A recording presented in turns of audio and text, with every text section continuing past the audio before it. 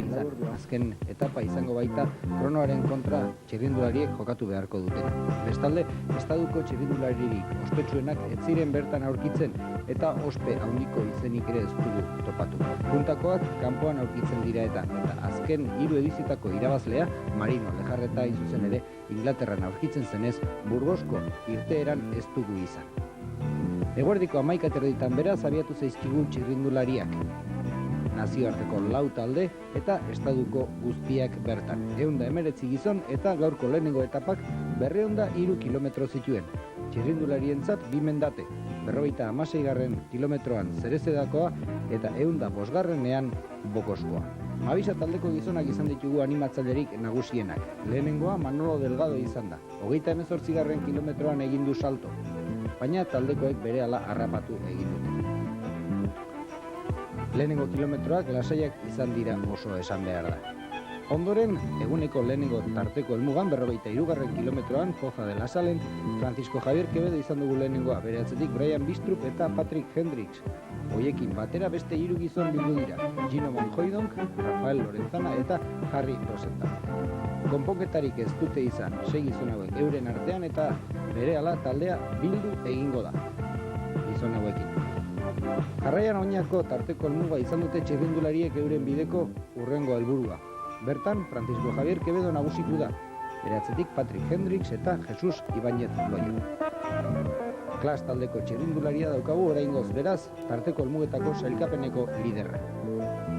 Ondoren, ikus daiteken moduan, lasaitasun osoz, taldea bilduta, Zerezedako mendaterantz abiatu da. 3. mailako mendate honek, 75. kilometroan zituen bere lehenengo aldatzak. Bertan, Zahor taldeko txirrindulariak izan ditugu animatzailerik nagusienak. Enrique Alonso eta Juan Tomás Martínez, besteak beste.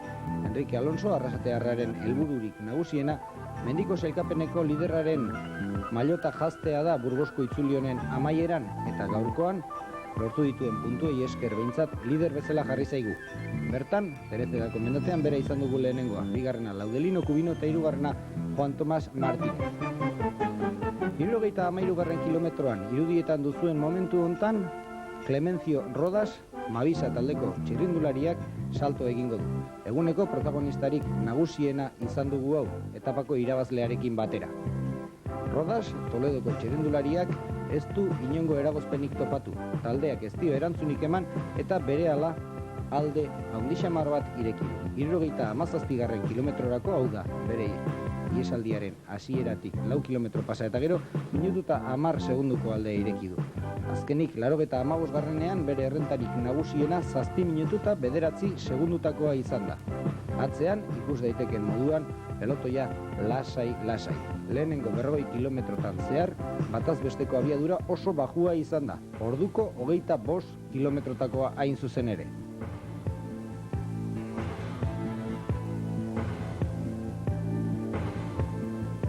Bokosko mendateko irudiak dituzu hauek, 100. kilometroan eguneko 2.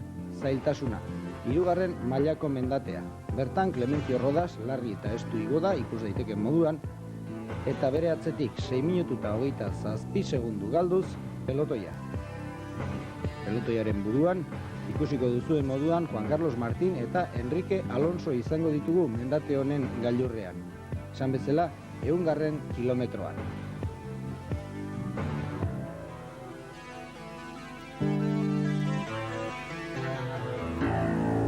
Dituzue, ia 6 minutu eta erdi pasata gero, pelotoiaren buruan pasadiren gizonak.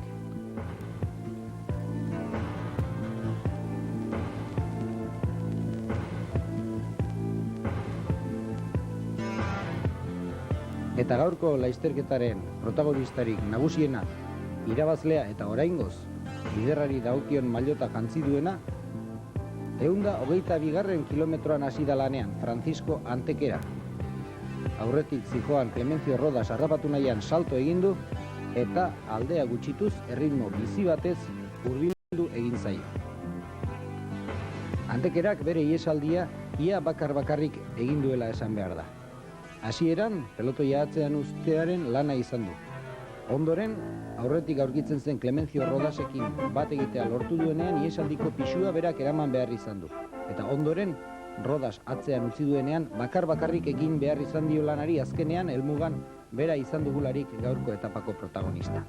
Clemencio Rodas ez da gauza izan beraz, azken kilometro horietan Antekeraren aurrean erantzun on bat emateko. 150. Kilometroan, bi gizon hauek bildu egingo dira, atzetik ia 7 minutu galduz pelotoia azalduko delarik. Antolatzaileen lana benetan ona izan da. Tuneletan argiak ipini dituzte, Zaragota Sabiñani gaurko gertakizunak kontutan izanik eta buru guztietan fresko zeuden ezkero, bestalde txirrindulariek plante egiteko asmoaren zurrumurrua zegoen ezkero, antolatzaileek esan bezala argistatu egin dituzte tunelak eta dena ongi izan da. Normaltasun osoa eta txirrindulariek normaltasun osoz esan bezala iragan dituzte 5 tunel laburroiek. Dia eta antolatzaileen lanari esker. Segurtasun neurriak beraz ondo zaindu dituzte. Helmuga geroz eta gertuago zegoen ezkero pelotoiak bere martxa bizitu egin du. Eta bertan, Seur, Kelme eta Paterninako txirrindulariak besteak beste izan ditugu tiraka. Euren helburua Antekera eta Rodas harrapatzea zen, baina erantzuna beranduegi etorri da. Antekerak erritmoa seinalatu egin du, Rodasek ezin izan dio jarraitu eta lasterketa buruan BH taldeko txirrindularia geldituko zaigu bakarrik. Puertas Mavisa taldekoak ezin izango du jarraitu beraz esan bezala eta pelotoiak azkenean irentsi egingo du. Orduzue Antekeraren iesaldiaren hasiera eta Rodas erantzuna eman ezinik atzean.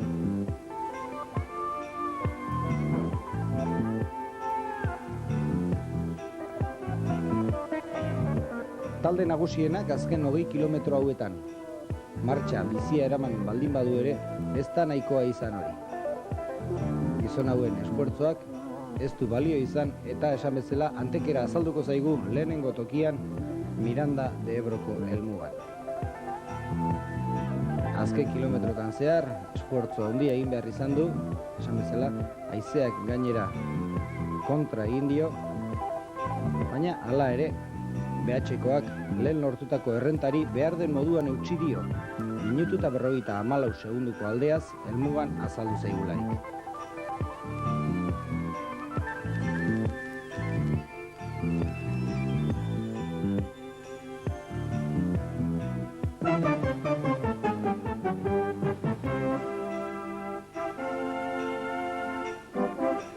Esan bezala beraz, Mirandako kaleetan Antekera izan dugu lehenengoa.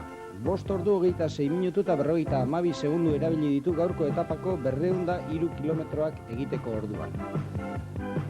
Bere azken metroak dituzue horiek esan bezala. Minutu eta 54 segundutara taldea azalduko da eta taldeko gizonik azkarrenak euren artean jokatu dute esprina. Azkenean Erik Bandera erden izango dugularik irabazi duena.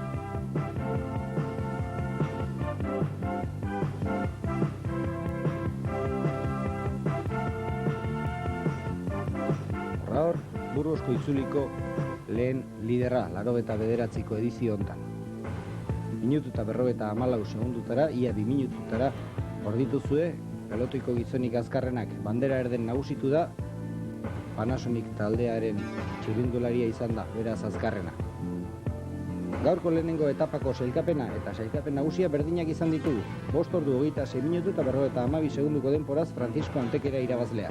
Bigarrena Erik Bandera erden, hirugarrena Marcel Arns. 18 kilometroko etapa labur bat egin behar izan dute. Bertan 119 gizon izan ditugu bildutako. Gaurko etapa ez da atzokoa bezain lasaia izan. Hasieratik mugimendua izan duguta. 11 taldeko txirrindulariak izango ditugu protagonista berezienak, naiz eta azkenean euren helburua garaipena lortzea ez lortu. Mugimendua eta animazio handia eman diote. Lehenengoa Xabier Aldanondo izan da, irten eta berehala honek ihes egin du eta. Honek taldeari momenturik onenean minutu eta 28 segunduko errenta bat atera dio. Balmalako mendatearen hasieran izan da hori hain zuzen ere. Balmalako gailurrera iritsi orduko ordea bere errenta gutxituz joan dela ikusirik azkenean amore eman du, baina bera izango dugu pankartapetik lehen tokian iragango dena. Bere atzetik, 4 segundutara Juan Carlos Martín eta hirugarrena Enrique Alonso izango ditugu. Mendiko sailkapenerako borroka latzean ari dira Juan Carlos Martín eta Enrique Alonso. Gaurkoan maillota eskuz aldatu egin dela esan behar da. BH taldeko txirrindulariarentzat gaurko puntuei esker izan da beraz maillot gorria. Ondoren pelotoiak martxa bizitu egin du eta Jose Luis Villanueva 32. kilometroan izango da salto egingo duena. 11 taldeko txirrindulariak atzean BH-koak lanean jarri ditu. BH-koek noski liderraren maillota defenditu egin behar zuten, antekerarena hain zuzen ere, eta beraz Villanuevaren atzetik atera dira. Bere iesaldiko 3. kilometroa bete orduko gizon honek 40 segunduko errenta bat zeukan, eta 50. kilometroan elmankiloko mendatearen gailurrean 39 segundutakoa zen soilik. 3. mailako mendate honen gailurrean beraz puntuak Villanuevak eskuratu ditu. Bere atzetik Juan Carlos Martín eta Enrique Alonsoren artean izan da borroka. BH taldekoa izan da oraingoan ere nagusitu dena. Bigarren tokian 3. Enrique Alonso izango da. Ondoren, Villanuevaren errenta haundituz joan da. 78. kilometroan, minututa 21 segundutakoa genuen. Lur lauaren gainean, ongi dabil Andaluziarra eta 11 taldeak, bere esperantzak, abentura hontan jarri ditu.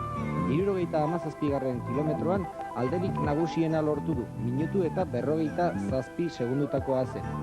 Atzetik, BH taldeko gizonek lan handia egin behar izan dute Villanueva azkenean harrapatu ahal izateko.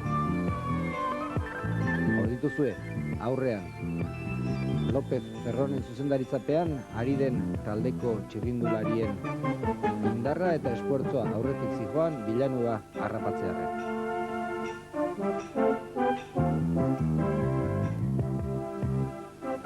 Indarrak gutxituz joan zaizkio eta 100. kilometroan amaituko da Jose Luis Villanuevaren abentura. Lur lauaren gainean aritu da beraz, baina taldeak azkenean harrapatu egingo du. Taldean gainera mugimendua ugarituz joan da, helmuga gero eta gertuago zegoen ezkero.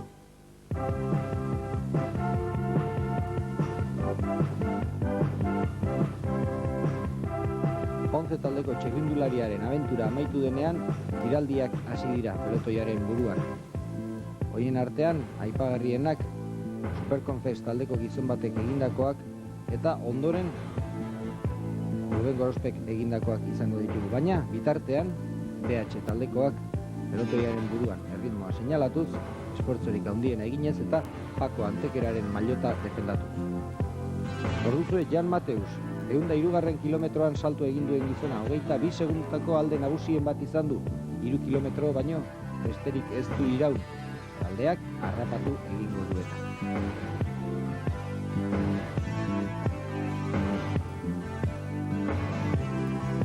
Saiatu da bai, baina lur lauaren gainean, haizea gainera etxaizuelarik Mateusen abenturak ez du etorkizunik izan.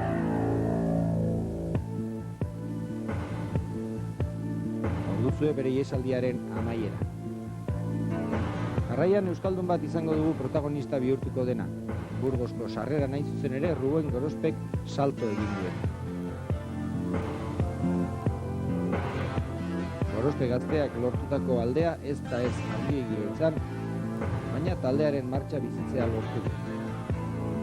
Gauzak honela, esprinean erabaki da azkenik gaurko etapa, Burgosko itzuliko bigarren etapa. Eta lurralde hontako hiriburutik pasatzerakoan txirrindulari guztiak genitun alkarturik. Azken kilometrotan Panasonic taldeko gizonak jarri zaizkigu pelotoiaren buruan, martxa asko bizituz, erik bandera erdenen esprina prestatzea sortu. Lan handia egin dute. Azkenean gainera euren lanaren frutua jasotzeko aukera izan dutelarik. Beste alde batez, BH-ek egindako lanak bere frutuak ere eman ditu Antekerak maillotari eutsi ahal izan dio eta. Eta 11 gainera gaurkoan protagonista bihurtzeaz gain, bizitasuna eman dio lasterketari. Burgosko itzulia irabazteko interesa handiak ditu 11 taldeak, eta hori dela eta azken egun hauetan Manolo Sainzen taldea lan hori egiten aritu da prestatze lanetan. Orduzue bandera erdenen garaipena. 3 ordu eta 30 minutu pasa dituzte txirrindulariek gaurkoan bizikleta gainean 128 kilometro horiek betetzeko. Bandera Erden irabazlea eta bere atzetik Jean-Pierre Heinderix, Jose Rodríguez, Eduardo Manrique eta Johnny Wells izan ditugu lehenengo 5 postuetan. Protestak izan dira esprinean, Jean-Pierre Heinderixek esan duenez, Bandera Erdenek traba egin omen dio eta ordutzue errepikaldia zuek epaitu behar. Panasonic taldekoak Ixtor Sigmakoari traba egin dion edo. Sailkapen nagusian, Francisco Autekera daukagu, oraingoz, behintzat, maillotaren jabea. Kenduz eta bidea zabala, bihurgune gutxikoa eta espezialistentzat aproposa.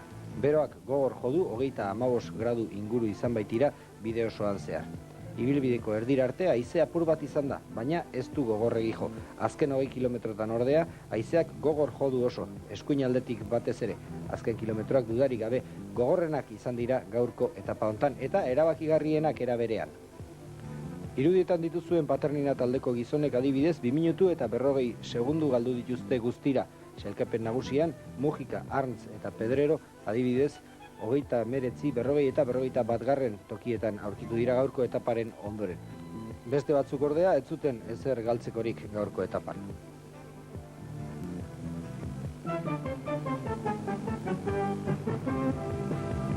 BH taldeak Antekeraren maillotari eustea lortu du. Denporarik onena lortu dute López Ferronen zuzendaritzapean ari diren gizonek.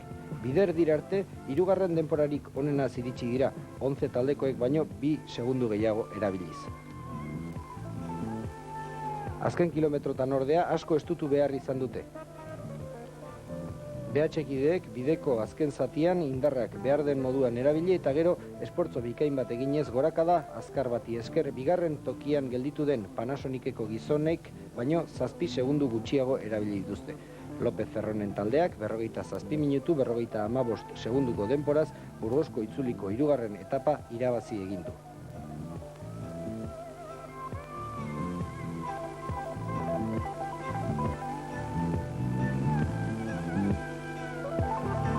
Hor dituzue gaurko garaileen azken metroak.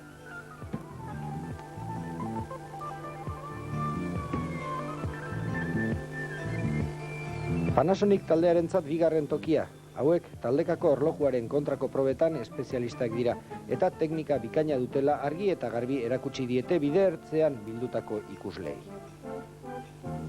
Panasonicek erritmo lasai batez egin du etapako hasiera, gero ondoren indarrak ongi neurtuz gorakada handi bat egin dutelarik.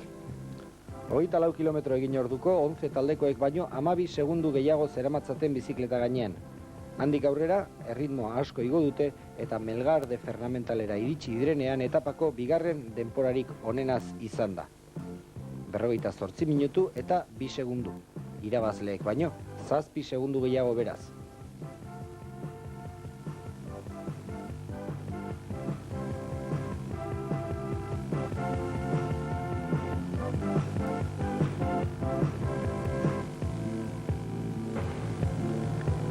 Manolo Sainzen taldeak 11 itxu elkarteko lehendakari nagusi ordeari Melgar de Fernamentaleko bere jaioterrian garaipen bikain bat eskaini nahi zion. Hori zen 11 taldeko txirrindularien asmoa. 11koak gertu izan ditugu oso, baina azkenean segundu bakar bat dela eta 3. gelditzearekin konformatu behar izan dute. Erlojuaren kontrako probako lehen kilometrotan zehar nagusi izan dira, 24. arte behintzat, eurek izan bai dute denporarik onena. Ondoren, Panasonic eta BH-koak gainditzeko gauza ez dira izan eta 48 minutu eta 3 segunduko denporaz, 3. tokian amaitu dute lana. Panasonic, 11 eta Tekakoen artean paretasun handia izan da. Talde hauek euren artean batak besteari segundu bana baino besterik ez diote kendu eta azkenean helmugara iritsi direnean. 11koek gainera, sailkapenean oraindik badituzte aukerak minutu eta 52 segundutara aurkitzen baitira euren gizonik onenak. Teka taldeko txirrindulariak dituzue irudietan, gaurkoan 4. tokia eskuratu dute. Esan bezala, Santanderkoek segundu bakar bat galdu dute 11koen aurrean. Hala ere, errepideko 24. kilometroan González Linaresen taldeak segundu bakarra galtzen zuen lehen aipatutako itxu elkarteko txirrindularien aurrean. Azkenean, ozta-ozta ibili eta gero 4. gelditu dira, irabazleengandik 9 segundutara. Sailkapen nagusiari begira, Malcolm Elliot daukate minutu eta 52 segundutara puntako tokietan. Beraz, 9 segunduko aldea gaurko etapan lehenengo 4 taldeen artean. 5. tokian superkonfesekoak izan ditugu. Hauek irabazleek baino 27 segundu gehiago erabili dituzte. Gauzak okertu egin zaizkie eta uste zutena baino okerrago aritu dira. Kastilaldeko haize gogor beroak mina handia egin die gizon hauei. 5 baino besterik ez dira iritsi helmugara lehenengo tokietan, besteak atzeratuta.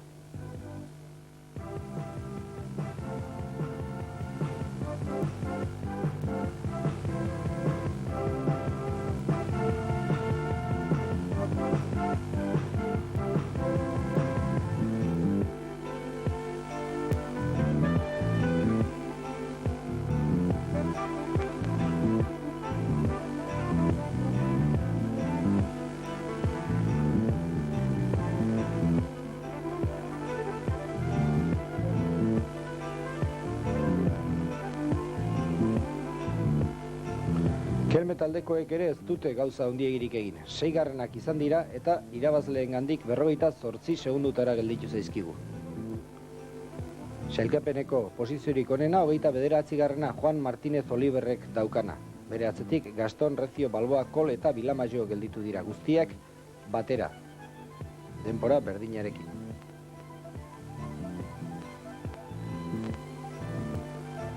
Klas taldeak irabazleek baino 55 segundu gehiago erabili ditu. Klasek sailkapeneko 7. tokia lortu du, baina denbora dexente galduz. Juan Fernandezen zuzendaritzapean ari diren txirrindulariek ez dute behar edo usteainako errendimentua eman gaurkoan Kastilako errepide hauetan zehar.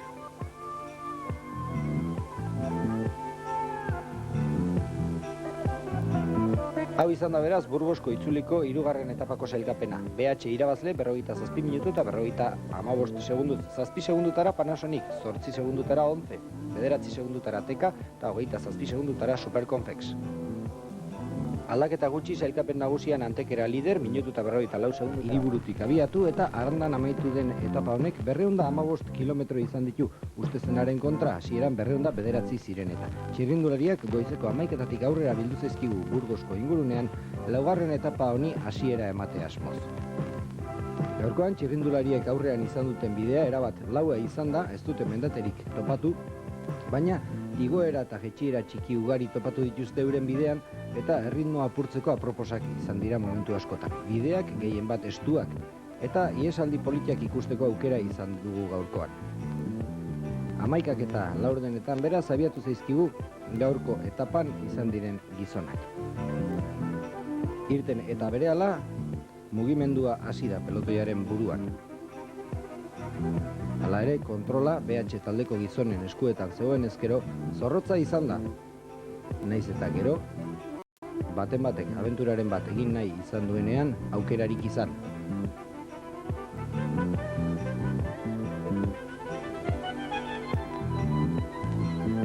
Lehenengo protagonista Jose Antonio Sánchez Paternina taldekoa izan da.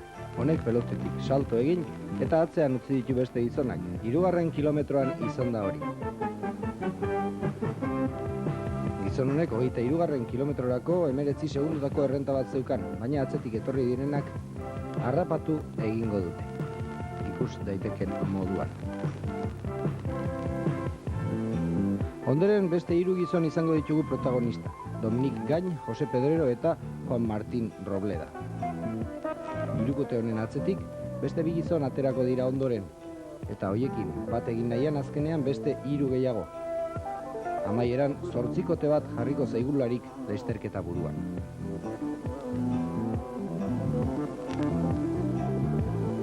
Gizon importanterik ez zegoen bertan, beraz iesaldiak bazuen behintzat etorkizuna izateko aukerarik. Hor dituzue, leheneko 3 protagonistak, Dominik Gain, Jose Pedrero eta Juan Martín Robleda.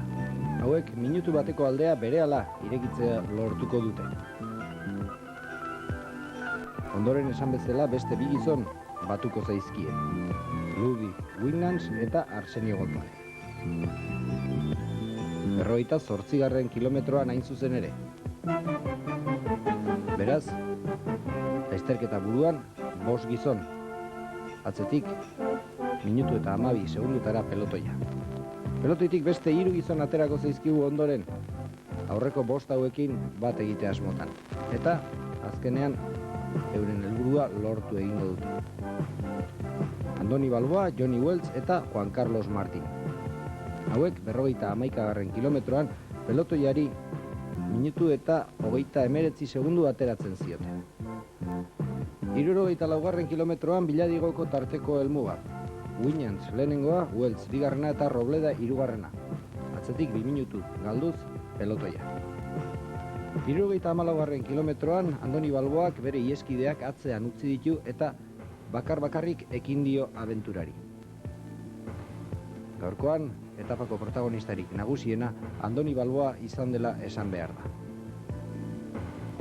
Balboak berehala ireki du aldea eta 55 segundu kentzen zizkion atzeko zazpikoteari 77. kilometroan. 4 minutu pasatxo, pelotoia. BH taldeko gizonak bertan buruan. Hauek Balboari aurretik joatea utzi diote, baina ez diote alde handiegirik irekitzen utzi. Erritmoa behar izan denean estutu egin dute eta. 88. kilometroan Balboak 3 minutu eta 25 segundutako alde bat ateratzen zion atzeko seikoteari eta ia 4 minutu pelotoiari. Balboak ihesaldi luze bat egin du gaurkoan. Bere ihesaldiko momenturik onenean 6 minutu eta 10 segundutako errenta bat lortu du, baina pelotoiak hori jakin bezain azkar, martxa bizitu egin du Balboa alik eta azkarren harrapatzearren. Azkenean, esprinean erabaki da gaurko etapa, eta Balboak ez du bere helburua lortu.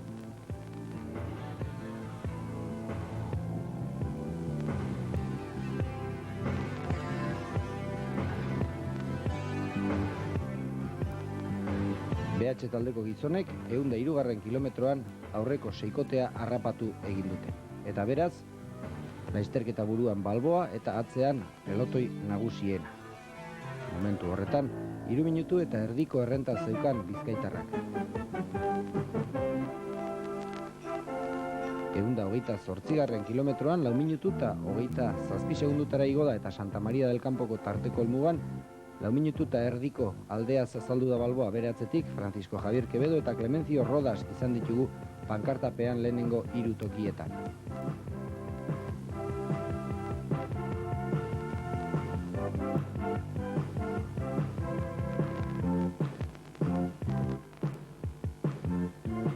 Eta laugarren etapa hontako 135. kilometroan Balboaren alderik nagusiena. 6 minutu eta 10 segundu. Atzekoek horren berri izan duten bezain azkar, erritmoa bizitu egin dute eta berehala 4 minutu eta 20 segundutara jetzi dute. Mailotari eustearren BH taldeko gizonek lan handia egin dute. Horien artean Juan Carlos Martínek egindakoa aipagarria da. Mendiko sailkapeneko liderari dagokion maillot gorria pelotoiaren buruan kilometro askotan zehar ikusi dugu.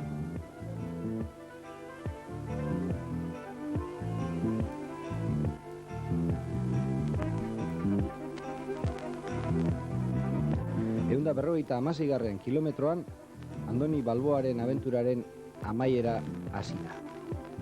Bertan Rob Hammerlinek pelotoitik salto egin du eta. Hammerlin Balboaren bila joan da eta bere helburua lortu egingo du azkenean.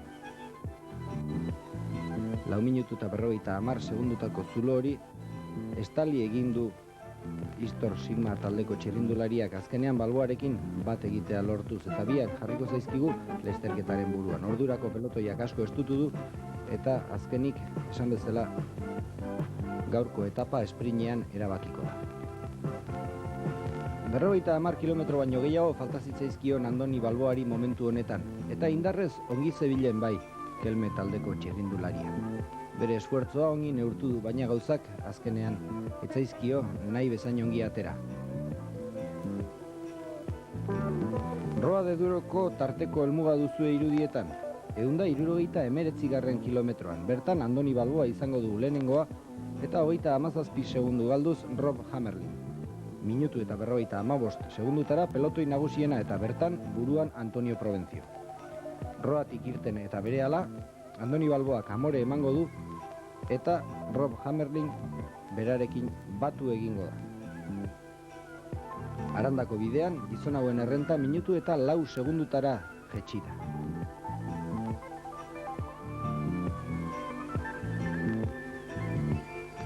Orduzue lasterketa burua. Minutu bateko aldea izan dute, bi gizon hauek roatik aurrera, errentarik nagusien bezala. Baina pelotoia geroz eta biziago zijoalarik, euren iesaldiak ez zuen etorkizunik. Beste euskaldun batek egingo du jarraian saioa, 15 kilometro falta zirenean, Alberto Leaniz Barrutiak. Baina pelotoiak esprinta nahi zuen eta Teka taldeko txirrindularia berehala harrapatu egingo du.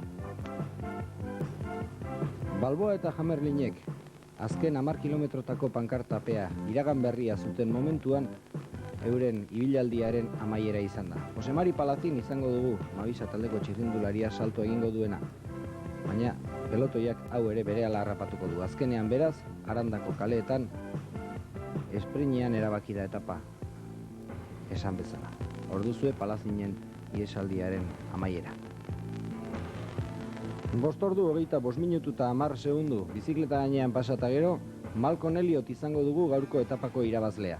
Teka taldeko txirrindulariak Alfonso Gutierrezekin batera, bere taldekidearekin batera jokatu du esprina, eta ozta fotofinixa erabili eta gero, Malcolm Ellioten izena emanda irabazletzat.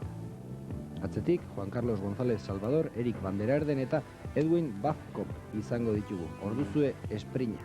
Teka taldeko britainiarraren meritua handia izan da, bere gurpila apurtuta aurkitzen zen eta hala ere irabazle kilometro izan ditu. Aranda de Duro eta Laguna Neila artean jokatu delarik. Etaparik nagusiena zen gaurkoa, menditsuena eta gauzak argi zitzakeena. Azkenean, gaurkoan Paco Antekera, liderrak bere mailotari eustea lortu du. Eta beraz, BH taldeko gizona azaltzen zaigu seguraski biharko garaile bezala. 118 txirrindulari izan dira, irteeran bildutakoak eta horietatik 100 izango ditugu azkenean helmugaratu direnak. Mugimendu handiko etapa izan da, txirrindulariek abiadura handiz egin dute eta azkenean 20 minutuko aurrerapenez iritsi zaizkigu gaurko irabazlea eta lehenengo gizonak Laguna Neilako helmugara. Irten eta berehala taldetxo batetan Jean-Pierre Heinderix, Erik van der Erden, Jesus Ibañez Loio, Alberto Leaniz Barrutia, Pablo Moreno, Isaac Lizaso, Jaime Florit eta Jon Talen bildu zaizkigu. Lehenengo kilometroan izan da hori. Talde honek, pelotoiaren erantzunaren zai egon beharrean, akordio bat lortu eta txandatuz errenta on bat lortu dute. 2 minutukoa hain zuzen ere. Era hontan Erik van der Erden jarri zaigu lider moduan. Baina ez dio gehiegi iraun. Atzetik Miguel Ángel Iglesias eta Herminio Díaz Zabalak egin dute salto aurrekoekin bildu nahian.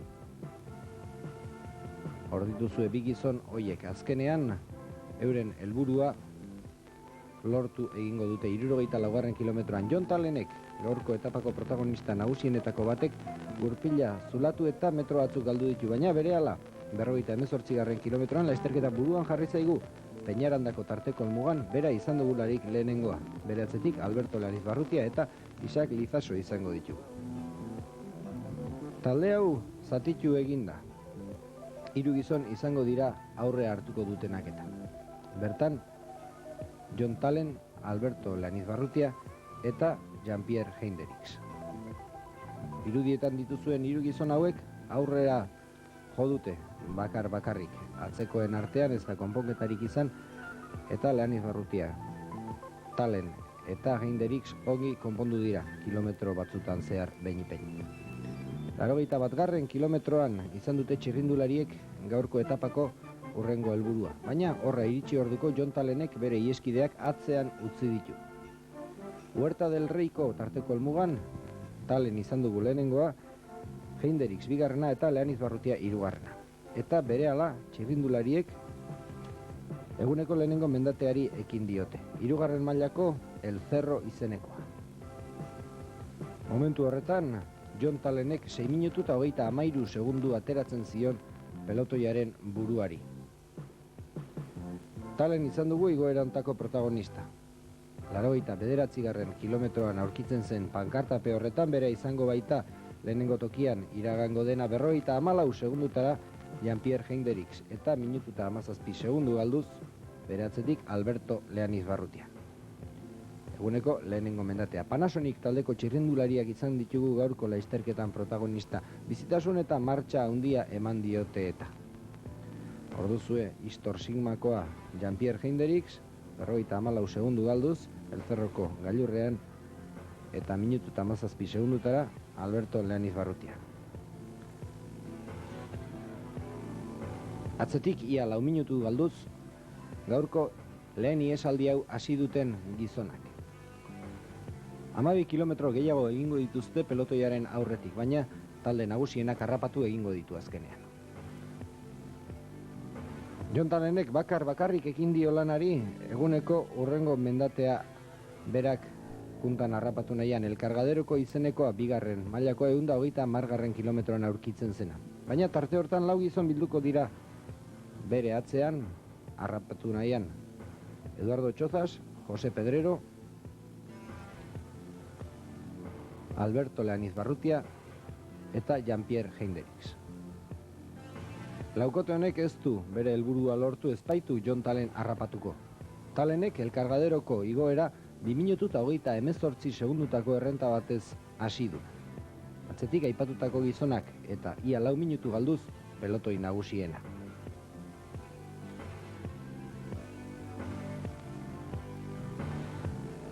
Elkargaderoko gailurrean Jon Talen izan dugu lehenengoa beraz. Minutu eta 17 segundu galduz Eduardo Txozas eta Jose Pedrero. Jarraian pelotoiko gizonik azkarrenak. Puntan Enrique Alonso, Lale Kubino eta Luis Pérez. Minutu eta 55 segundutara. Txirrindulariek Quintanar de la Sierrako bidea hartu dute bertako tarteko helmuga 158 kilometroan aurkitzen zen eta. Bide hortan Txozasek Talenekin bat egitea lortu du eta tarteko helmugan Talen izango dugu lehenengoa eta Eduardo Txozas bigarrena. Bitartean, Ponce taldeko Johnny Weltzek atzetik salto egin eta aurreko biak harrapatu egingo ditu bera izan dugu Quintanar de la Sierrako tarteko helmugan 3. tokia izan duen gizona. Hortik, Laguna Neilako igoera gogorra gelditzen zitzaien, eta gaurko etapa erabaki duena hain zuzen ere. Jon Talenek amore eman du Laguna Neilako igoera hasi baino lehen, eta beraz 11 taldeko 2 gizon geldituko zaizkigu, Weltz eta Txozas. Txozasek bere esfuertzoaren ordaina pelotoiarekin bat egitea izan du. Weltz bitartean aurretik. Jarraian, pelotoia utziko duena Marino Alonso izango da, Weltzekin bat egite asmotan. Taldearen martxa gehiago bizitu du, iesaldi tiralditxo honek, eta orduzue Weltzen abenturaren amaiera. Marino Alonsok ez du gehiegi iraungo ere, eta eguneko 3 protagonista nagusienak, azken kilometrotako protagonista nagusienak, Marino Alonso berehala ikusiko duzuen moduan Laguna Neilako aldatz gogorretan harrapatu egingo dute. Bertan, Pedro Muñoz, Jokin Mujika eta liderra Paco Antequera, BH taldeko txirrindulariak lan handia egin behar izan du Laguna Neilako igoera hontan mailotari eutxia ahal izateko. Hirukote honek 30 segundutako errenta nagusien bat lortu du igoeran zehar eta 3 gizon hauen artean erabakiko da etapa. Jokin Mujikak lan handia egin du, baina azkenean probetxu aterako duena Pedro Muñoz izango da, eta noski nola ez, Paco Antequera. Jokin Mujikaren lehenengo tiraldi honi, Pedro Muñozek erantzun egingo dio, eta Antequerak asko sufrituz, aurrekoekin bat egitea lortuko du azkenean. Antequerak benetako lan gogorrak egin behar izan dituta. Euren arrastoa lehenengo momentuan galdu badin badu ere, BH taldeko txirrindulariak Mujika eta Muñoz harrapatu egingo ditu. Jarraian, erasoari ekingo diona, Antequera bera izango da. Baina indarrez justu xamar aurkitzen zenez, atzekoek harrapatzea lortu egingo dute eta. 3 gizon hauen arteko indar neurketa azken kilometroan argitu da. Antekera pankartapean bertan Mujika eta Muñozekin bat eginda geldituko da, eta jarraian Jokin Mujikak suerte txarra izango du benetan.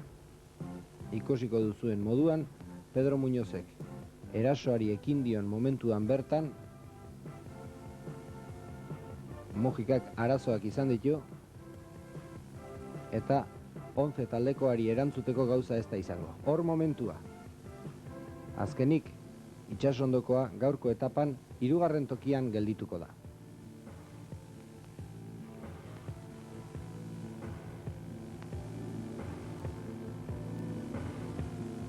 Azken aldatz gogor hauetan, Jokinek erritmoa galdu egin du, ez da azkenean gauza izango antekera harrapatzeko, eta bere partez Pedro Muñozek garaipena lortuko du. 4 ordu, 8 minutu eta 50 segundu pasa ditu 11 taldeko txirrindulariak bizikleta gainean gaurko etapako 164 kilometroak egite orduan. Horra hor, irabazlearen azken metroak. Antekerak 16 segundu galdu ditu Muñozekin konparatuz, baina beste favorito guztiak atzean ustea lortu duenez mailotari eutsi dio, eta seguraski Burgosko itzuliko irabazlea izango dugu. Emozioz betetako momentuak bizi ditu Pako Antekerak. Horra hor bere helmugaratzea, eta poz handiz gainera mailotari eutsi diola ikusi ahal izan duen momentua.